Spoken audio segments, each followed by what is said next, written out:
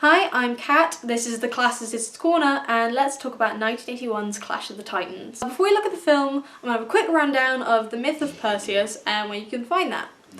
Unlike most other Greek heroes, there's no primo text concerning Perseus. I mean, the Iliad's about Achilles, the Odyssey's about Odysseus, Theseus and Heracles both have a handful of tragedies to do with them and their families and their lives, but Perseus is kind of scattered about a whole range of texts from a large range of time. You get some mentions of him in Hesiod's Theogany, there's a couple of references in Homer, he's a tiny bit mentioned in tragedy, but not nearly as much as his great-grandsons, that being Theseus and Heracles again. And actually, one of the most unified sources of him is Ovid's Metamorphoses, pretty much the end of Book 4 and the beginning of Book 5. Now, given that kind of hodgepodge of literary reference and kind of the range of time from archaic ancient Greece to Augustan ancient Rome, the fact that we have a very unified and consistent myth of Perseus is actually very unusual, and we do have a rather unified and consistent myth of Perseus. You can find it in pretty much Edith Hall, Charles Kingsleys, and any child's mythology book you could probably get your hands on. I'm not actually going to go into the myth of Perseus that much in this, because you can pretty much find it in all its entirety in Wikipedia. I know you probably have heard in school that you shouldn't use it as a source, but it's actually quite okay to use it when you're just getting a reference base, and there's actually a lot of links and references about Perseus there, so I'm going to put the link in the description so you can have a gander. And yes, I did just use the word gander. 1981 Clash of the Titans. What's that about? It was originally thought of in 1969 when the writer Beverly Cross was living on a Greek island, and he was thinking to himself that he wasn't far from where Danae, Perseus' mother, and the young baby Perseus would have washed up, and where Perseus would have grown up in the myths. So he was inspired to make a film about the myth of Perseus. And he, director Desmond Davis, and stop-motion animation legend Ray Harryhausen came together to create the world for Clash of the Titans. And having watched the film many times, I can definitely say that it's not only quite a good reference for the myth of Perseus. I mean, some things have been adapted. Myth is not set in stone. It is malleable to an extent, and it can be used and changed in different ways to suit different audiences, and has been since ancient times. So there's not going to be really a lot of bitching about, oh, they changed this and this and this and that's not there and the monster's called a different thing and all that.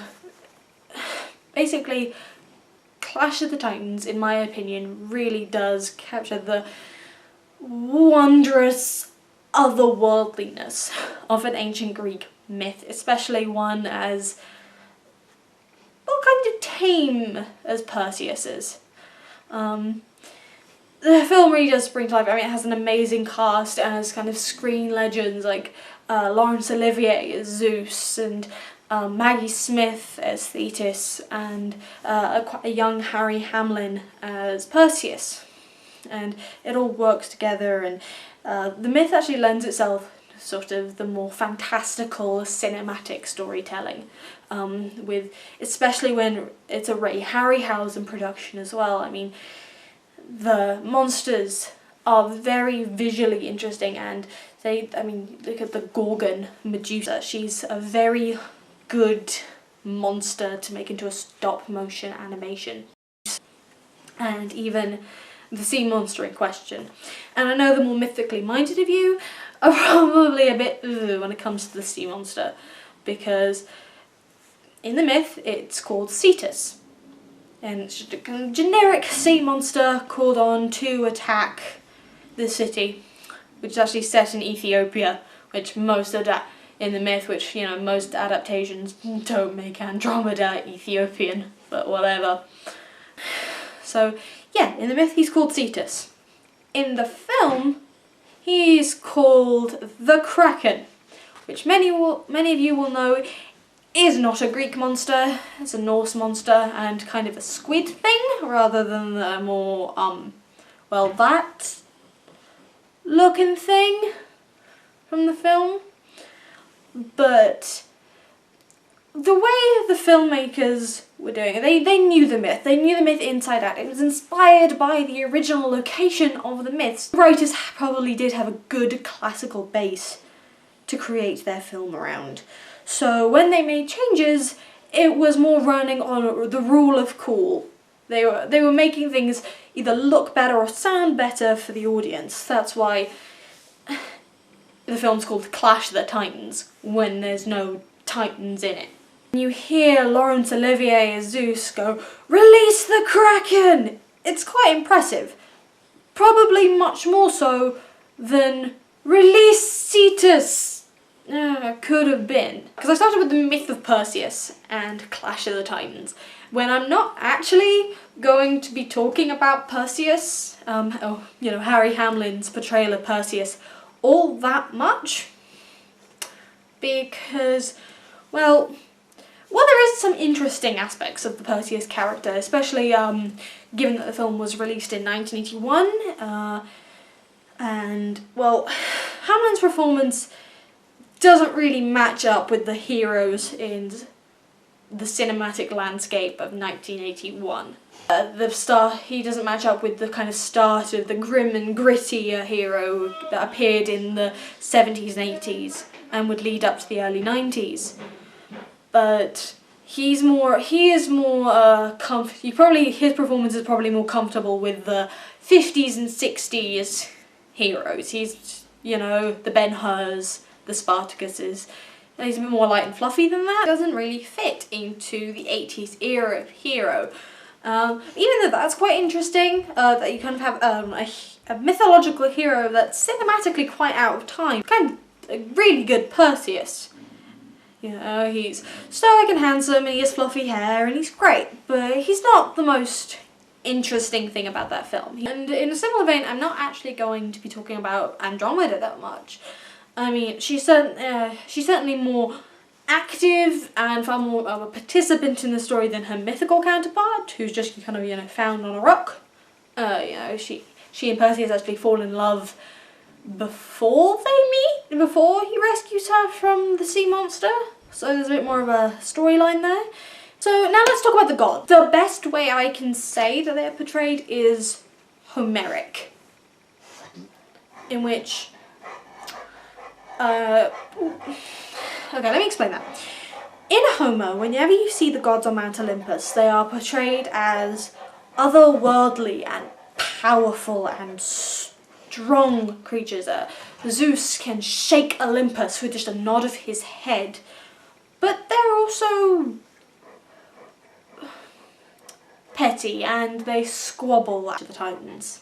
Now, Zeus cares for his son and Thetis cares for her son, and they get involved with the lives of the mortals and of their mortal children, but they still wander around Olympus in their elegant robes, and they play their games, which are in Clash of the Titans. The mortal story is represented by a chess game, which really shows how much the gods are involved but above the mortal action below. That's the gods, and I really love how they're portrayed, and I think Laurence Olivier really lends that quiet power to Zeus and the sort of patriarchal yet don't give a shit attitude which causes so much of the problems in ancient mythology. In ancient Greek mythology, the other kind of major god involved with the story isn't one of the Olympians, which is quite interesting. It's actually Thetis, played by Maggie Smith. Played wonderfully by Maggie Smith. And she is not really a god you'd normally associate with Olympus. Thetis is actually a minor goddess, a sea nymph, the daughter of the Old Man of the Sea. And she's only really brought up in mythology, literary mythology, in a few things. primarily to do with her involvement in the Trojan War, and she's quite a prominent character in the Iliad because she is the mother of Achilles. But in Clash of the Titans, she's very comfortable on Olympus, and she has the power, supposedly, of an Olympian god, of an Olympian goddess, and she kind of goes not toe-to-toe with Zeus, but she's definitely comfortable being in that sphere of power. And actually, her role in the Clash of the Titans is actually very similar to her role in the Iliad, funnily enough. Her role in the Iliad and in Clash of the Titans is of the divine mother to an ultimately doomed mortal man. Maggie Smith is absolutely wonderful because she has this dignified rage, and because she cannot go after Zeus, she goes after his favoured mortal child, Perseus. Because she feels like, oh, you've hurt my kid, I'm going to hurt your kid, and it just kind of spirals from there. And it's just very interesting that they would have gotten a minor goddess like Thetis involved in this film, when it's just odd to see Thetis without a mention of Achilles. And as much as this would have been before Achilles, Thetis never had any other mortal children. That's a fact. That's a thing in myths. She never had any mortal children apart from Achilles. So making her the mother of Calabas, it just brings quite a lot of implication with it. It's just quite a fun thing for the film to have. It's that kind of motherly depth. So that's Thetis. And actually, talk about her son. I'm going to talk about Calabas now. Yeah, the thing about Calabas is he is kind of a vaguely original addition to the story of Perseus. There's not really, the best equivalent for Calabas would be Andromeda's suitors from myth, who are annoyed that she's marrying Perseus.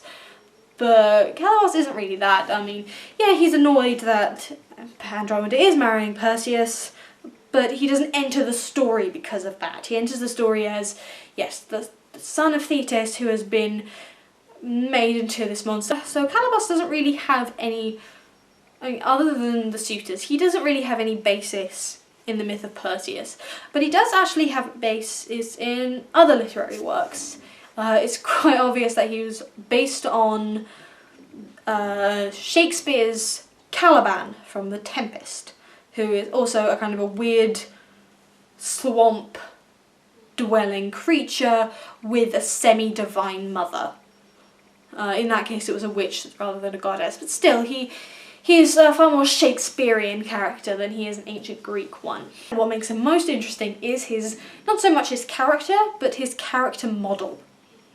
And now I'm going to have a huge fangirl moment over the animation in this film, because I adore the animation in this film. I think Ray Harryhausen is a legend and a genius, and I just love his stop motion work. It's fantastic, because some of the best images and iconography from this film is because of his work. Stop motion, I mean, if you look at the character models, if you look at Medusa, who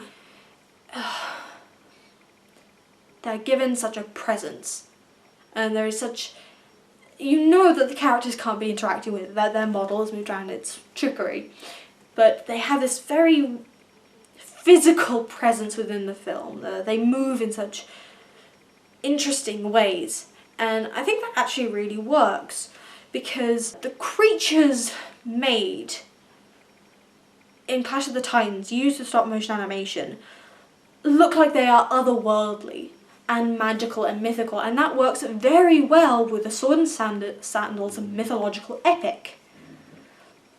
Like, Medusa feels like a real monster who is out of place because she is a monster, and the animation lends itself to that. My favourite bit of animation from the film is the Pegasus.